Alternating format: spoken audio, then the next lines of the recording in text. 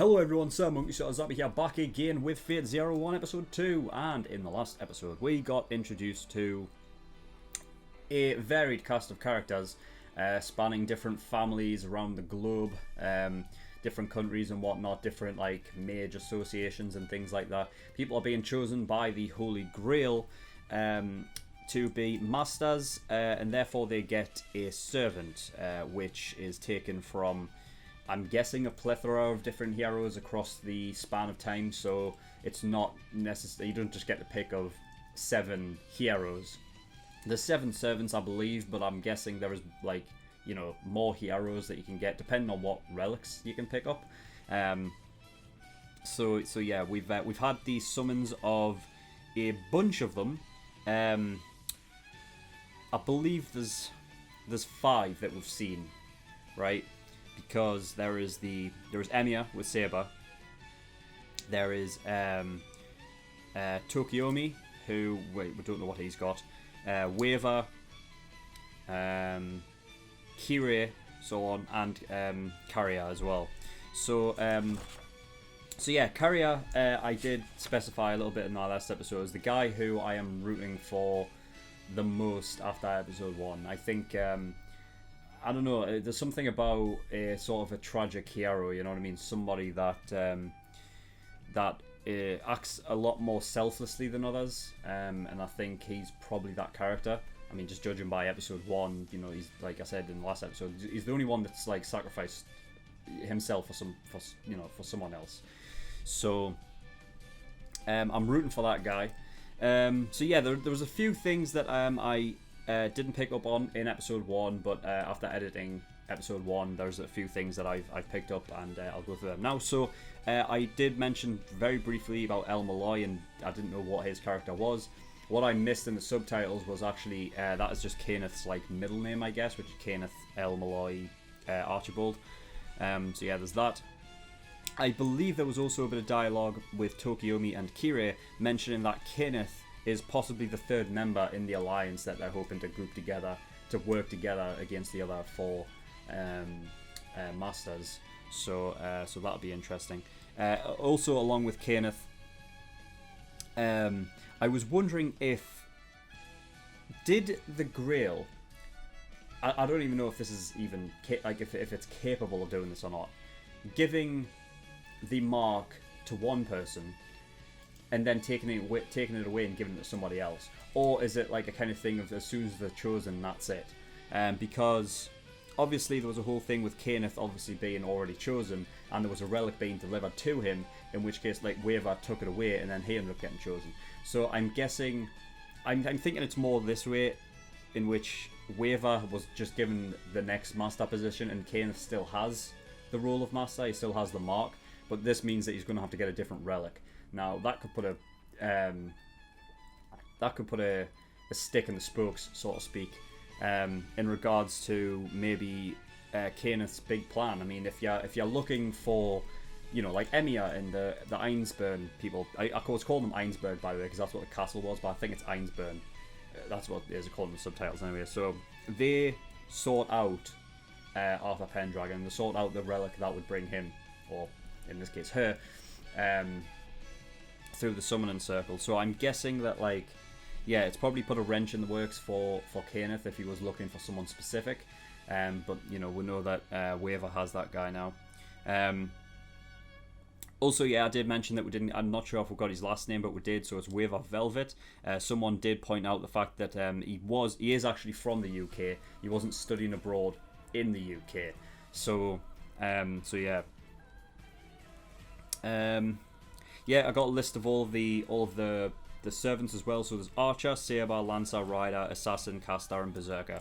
I did mention last episode about Barbarian or something, and that's what I meant, the Berserker, who kind of had like a beastie look kind of to him, and I'm wondering if that's what Waver has, because the guy looks a bit like, you know, he seems like a bit of a beast. So yeah, Emiya, there was a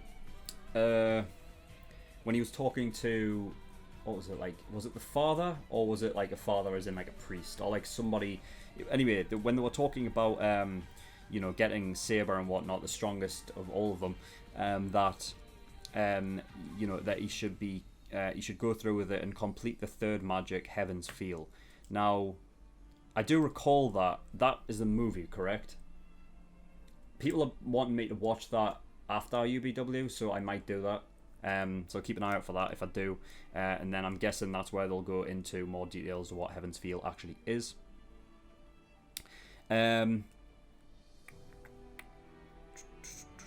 Yeah.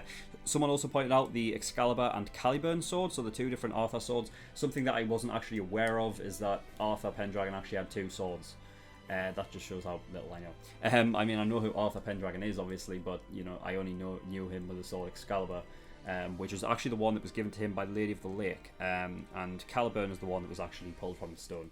So yeah, interesting. And finally, the different summoning techniques. When I was going back through editing, I did obviously catch it while I was like sort of reacting to it, but I didn't talk about it afterwards. So the idea that they were doing different summoning techniques, obviously you had Kirei with the obvious one, which was Zoto told him to, it is Zoto, isn't it? I'm sure it is. Zoko, yeah.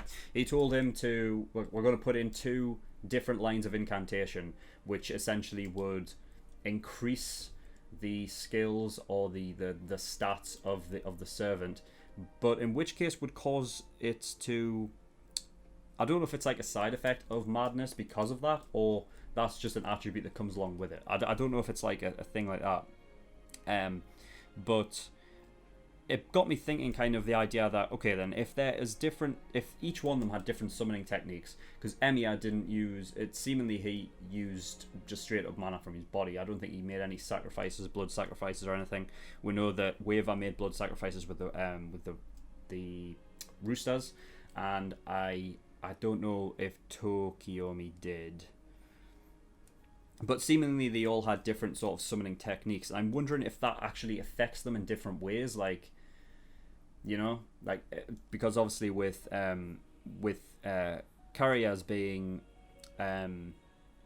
madness and whatnot, if that is a sort of effect due to the incantations, is that like something depending on how they are summoned affects them in different ways, you know? I'm just wondering if that's the case. It'll be interesting if it is. But yeah, that's all I really need to talk about. So we're just going to get in episode 2 and see what we get. So without further ado, let's go. That went by so quick. Oh shit, is this like the background of all of the heroes? Okay, episode 2. Fuck, that went by so quick. Yeah, that went by so fucking fast. I'm loving this. I'm loving this. There's something so like...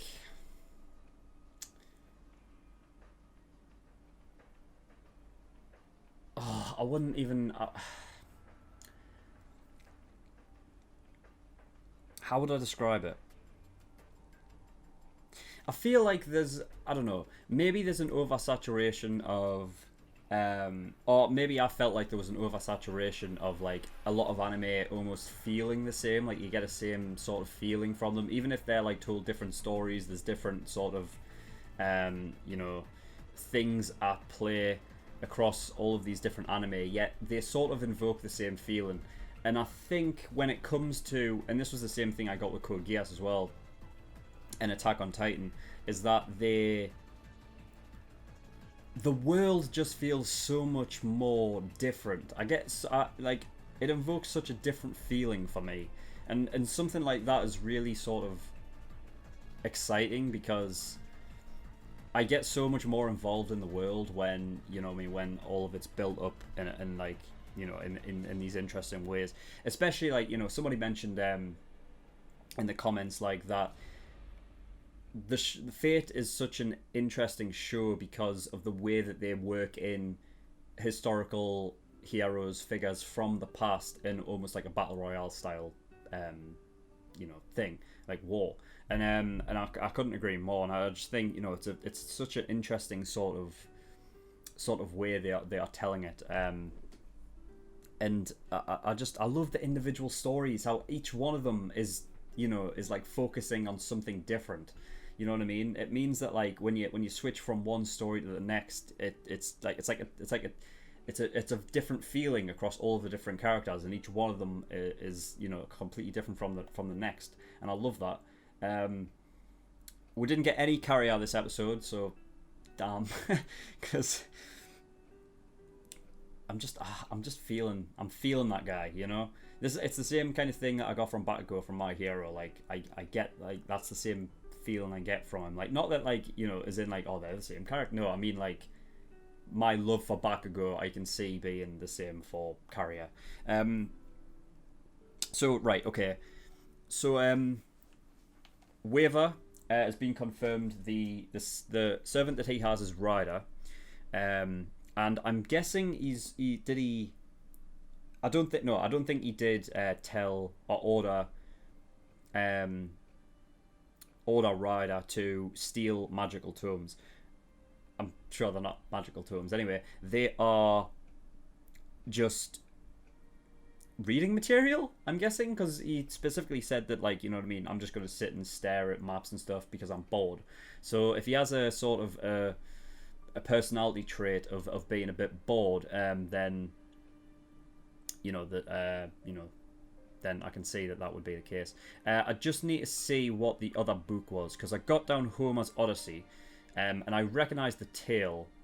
It's Greek, right? I don't know why he would be reading that if it's something that is specific to that hero's like story and legacy. Where does that cross between, you know, he didn't say Babylonia, did he? He said for range ballistic missile system. Hold on, if I put in like Lord of Asia, will that bring up anything other than Fate Zero maybe?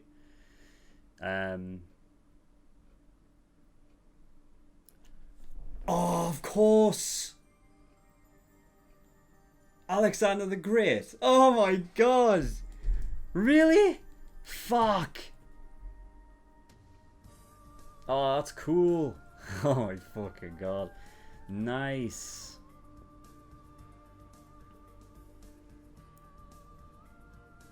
That's awesome. I love that.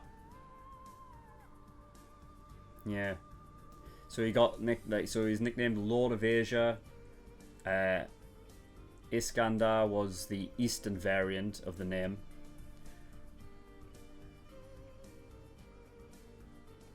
Oh, that's cool. Okay, so he's right. So he's Alexander the Great then.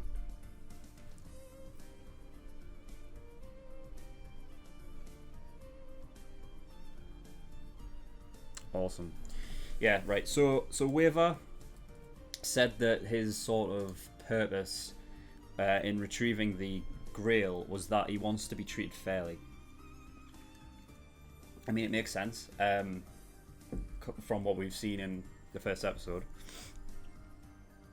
And he went to specifically order him.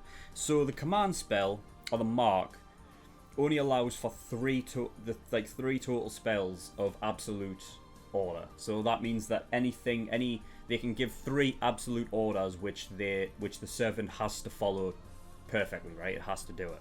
So, and then after that, if you've completely got, then they can just do whatever the fuck they want. Does that mean that? Well, I'm guessing that means that they can kind of do whatever they want whilst you have the spells, right? So almost you have to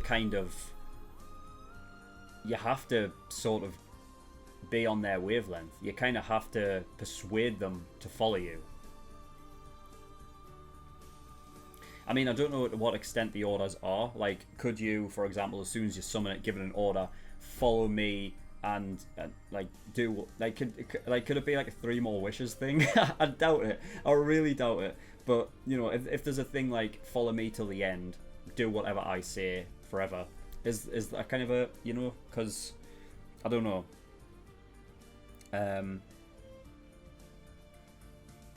It'll be interesting. I find it interesting the fact that they actually brought it up, so I'm wondering if there's ever going to be a time where one just decides to actually go rogue and just says fuck the master or whatever. Because I can see the new guy, Ryunsuke, say, like, you know, because obviously he doesn't know what the fuck this is about. He was surprised that he even got that fucking mark on it. So he's read it because his ancestors were a part of it at one point.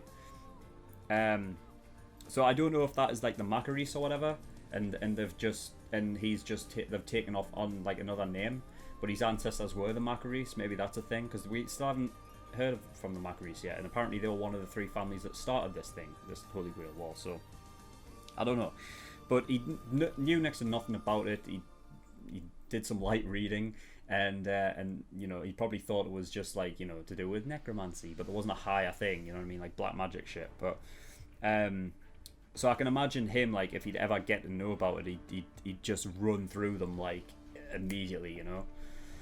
But I mean, those two seem to be on the same page more than any of them.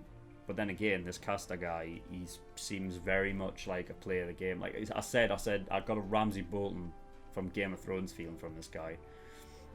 Like, you know, the idea that, you know, give them a sense of hope and then take it away. You know what I mean? Like, that's Ramsay's fucking, like, that's his signature shit, you know? And I saw it straight off the bat. I mean, it's hard to fucking look at the fucker's eyes, man.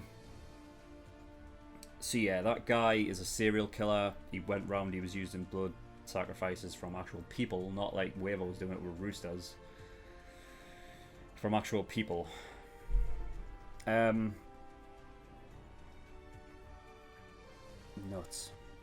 Okay, yeah, so back to Alexander the Great and whatnot. He Waver wanted to see what his power was all about, and he used to he says, I claim this land, and it summoned a chariot led by bulls. It looked like it had a battering ram like in the middle, which is cool as fuck. And apparently that was given to, I didn't catch the name, but it was given to as a present from Zeus to somebody, right? King Gordius. Gordius. I feel like I've heard that name, but I don't know, like a troll or something. I don't know. No, Gordius was the name of the last 2 members of the royal house of Phrygia? I don't know what that is. I don't know.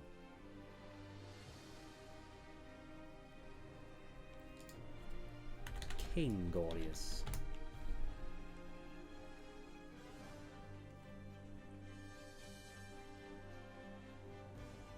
Yeah. Father named Gordius drove into town on an ox cart. Yeah, I guess it's an ox. Yeah, not really a bull, is it? I mean, it looks similar. So, I mean, I don't even know what the difference is between an ox and a bull, but whatever.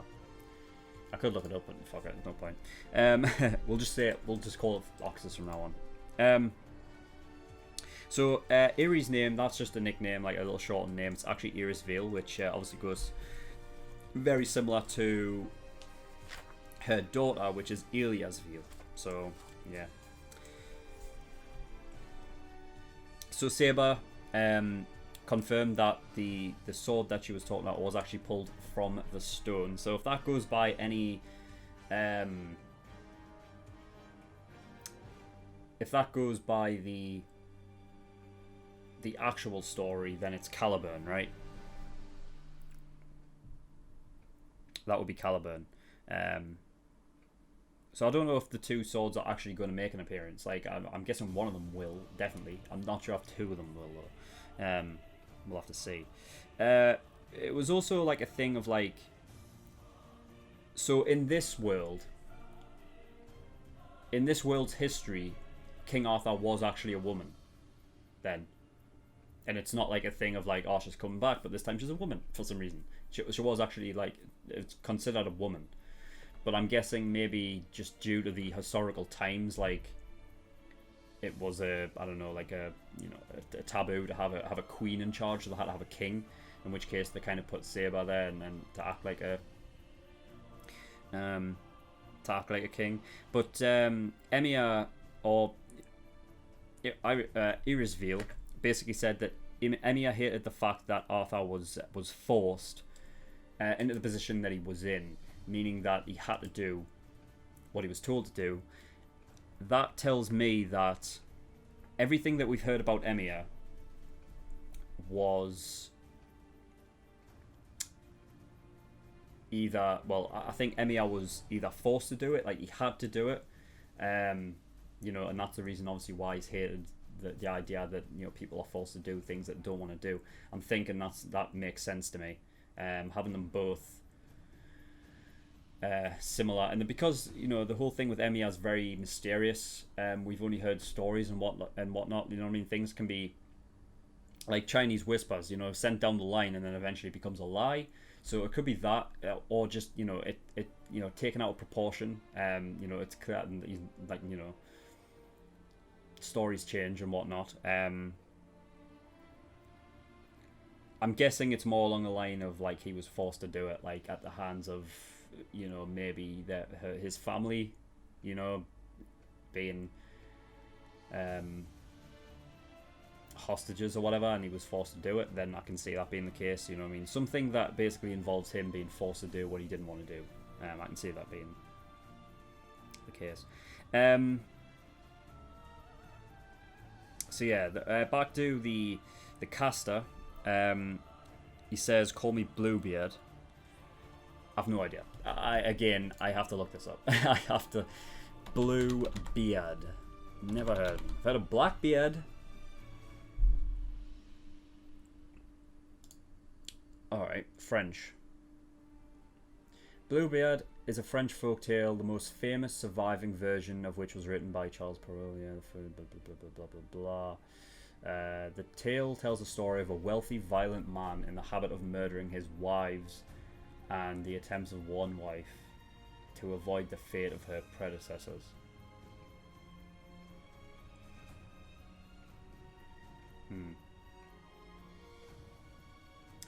The definition of a man who marries and kills one wife after another.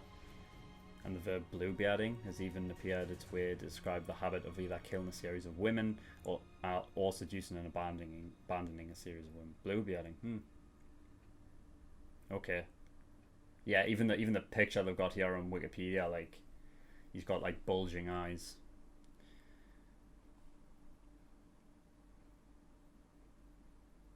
Okay. Yeah. I mean,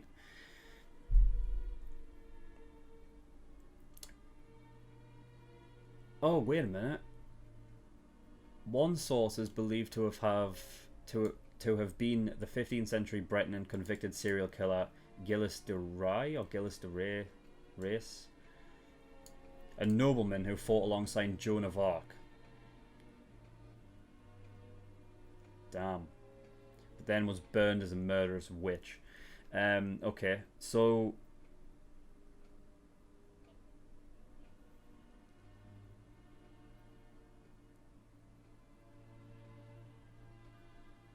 but in this one it says that it's more the brutal murder of children rather than women. Okay, so I'm guessing this is that's the kind of one they're going after then. Mixture of both kind of thing, but Bluebeard, yeah. Interesting, like, I see the kind of guy's place considering his sort of similarity to the guy who summoned him, Ryunosuke, right? But in that case then, it's not just heroes from the past then, it's villains as well, right? I mean, so far as like folktales, I mean, myths and legends, of course, are going to, pop up in that and whatnot, but yeah, it's not just heroes.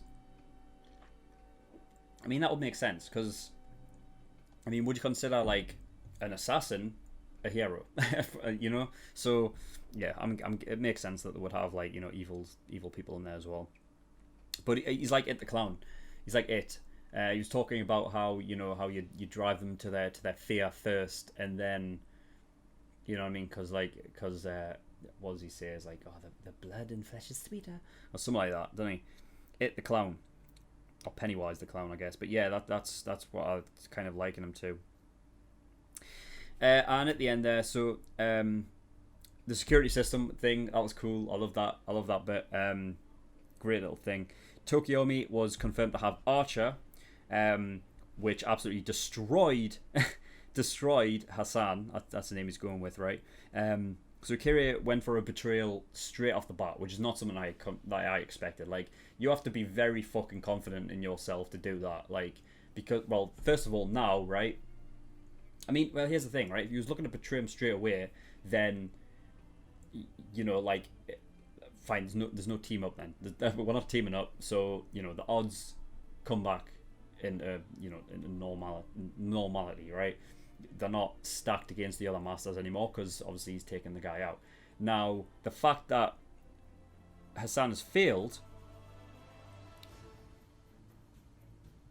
means that his odds have decreased even more, because now it's a case of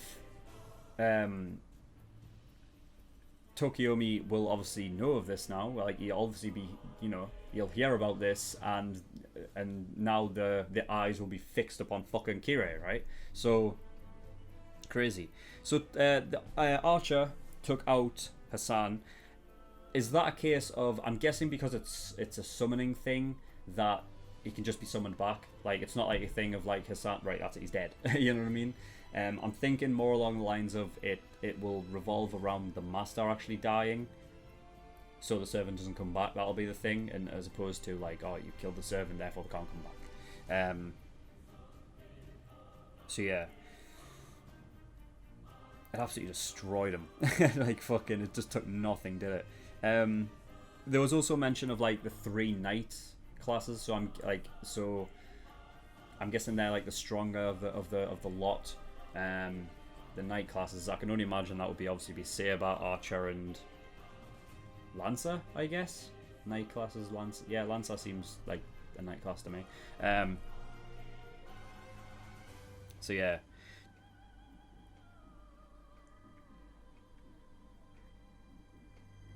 And the ending showed, I think I missed the Berserker and whatever the other ones were, maybe, but there was a few that I saw in the ending about where I believe the servants came from, like the actual the heroes and the characters and whatnot. The Archer guy looked like it was Egyptian.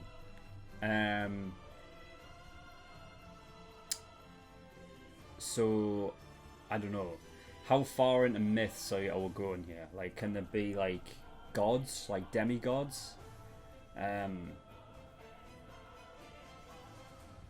Because I mean, even looking like Archer when he fired his attack off, I mean, that looked a lot like Zeus's stuff. But then again, would you have Zeus be a part of, like, giving that that chariot to fucking to like Alexander or whatever, and having him like involved in that, and then having the guy be involved in that? But I mean, yeah, well, Zeus, that's Greek, so what am I talking about? That's not Egyptian. Yeah, I got mixed up. Sorry about that. What's the fucking... Damn it, I can't remember the fucking names. There's 2 like demigods that are...